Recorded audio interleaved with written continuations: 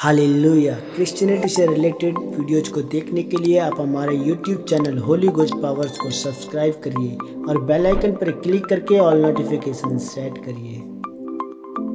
Welcome in Holy Ghost Powers YouTube channel. Hallelujah.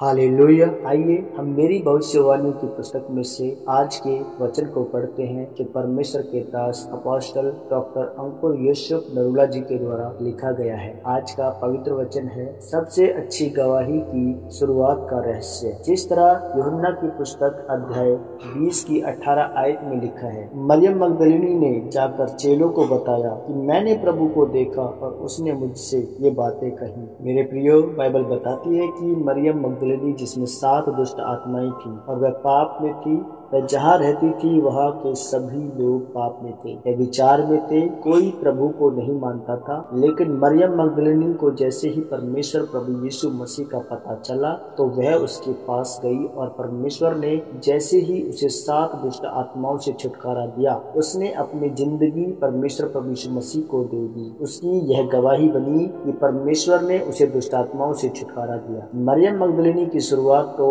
अच्छी हुई कि वह परमेश्वर में आई और प्रभु ने उसे छुटकारा भी दिया। इसलिए महत्वपूर्ण यह है अंत तक बने रहना। हो सकता है आपकी शुरुआत मसीह में अच्छी हो, लेकिन रास्ते में और भी बहुत सी मुसीबतें हो सकती, रुकावटें हो सकती हैं, सताव हो सकता है, विरोध हो सकता है, घटी हो सकती है, हानि हो सकती है। महत्वपूर्ण यह है कि अंत तक बने रहना। वचन में लिखा है, जब प्रभु यीशु मसीह क्रूस पर चढ़ाए गए तो मरियम मगदलिनी उस समय भी प्रभु के पास ही थी, और जब प्रभु यीशु मसीह को कब्र में रखा गया तब भी वह कब्र के पास ही थी, और चेले वहां आकर वापस लौट गए तब भी वह वहीं खड़ी रही और रोती रही, और उसने ऐसा करके अपने विश्वास को दर्शाया। जब स्वर्गदूत कब्र के पास उतरे तो सबसे पहले मरियम मगदलिनी से मिले और जी उठने की सामर्थ्य का सुसमाचार भी मरियम मगदलिनी ने ही दिया, जिसका जीवन पाप में था, जिसमें दुष्ट आत्माएं थी, जो दुखी थी, जिसकी जिंदगी में कोई आशा नहीं थी कि वह परमेश्वर प्रभु यीशु मसीह के जी उठने की गवाही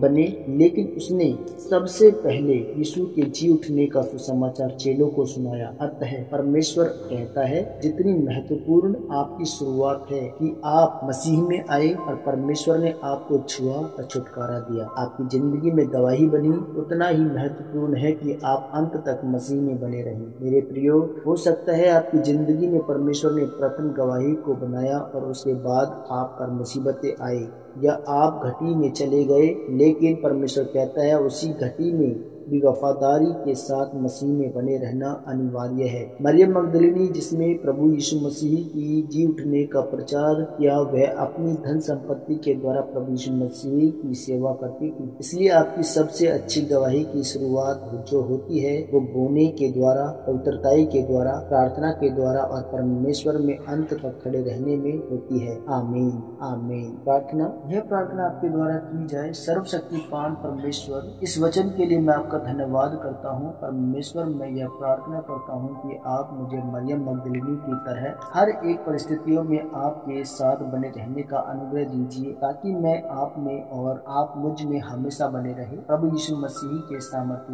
नाम में आमीन आमीन आमीन। हालेलुया। क्रिश्चियनिटी से रिलेटेड वीडियोज को देखने के लिए आप हमारे YouTube channel Holi ghost powers को सब्सक्राइब करिए और बेल आइकन पर क्लिक करके ऑल नोटिफिकेशन सेट करिए।